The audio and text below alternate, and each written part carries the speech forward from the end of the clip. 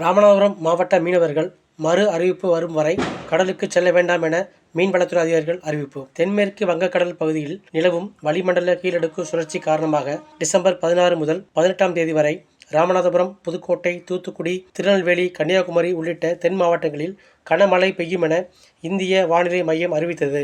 அதனால் ராமநாதபுரம் மாவட்ட மீனவர்கள் மறு அறிவிப்பு வரும் வரை கடலுக்கு செல்ல வேண்டாம் எனவும், மீன்பிடி படகுகளை கரையோரம் பாதுகாப்பான இடங்களில் நிறுத்தி வைக்க வேண்டும் எனவும் மீன்வளத்துறை அறிவித்துள்ளது. அதன்படி ராமநாதபுரம் மாவட்ட மீனவர்கள் கடலுக்கு மீன்பிடிக்க செல்லவில்லை. இந்நிலையில் ராமேஸ்வரம் தீவு பகுதி முழுவதும் நேற்று காலையிலிருந்தே பலத்த காற்றுடன் லேசான கனமழை பெய்து வருகிறது.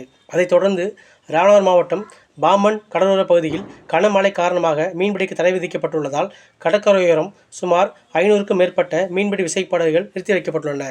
தொடர் மழை காரணமாக மீனவர்களின் வாழ்வாதாரமும் கடுமையாக பாதிக்கப்பட்டுள்ளது. பாதகம் செய்பவரை கண்டால் நாம் பயங்கொள்ளலாகாது பாப்பா, மோதி மிதித்து விடு பாப்பா, அவர் முகத்தில் உமிழ்ந்து விடு பாப்பா.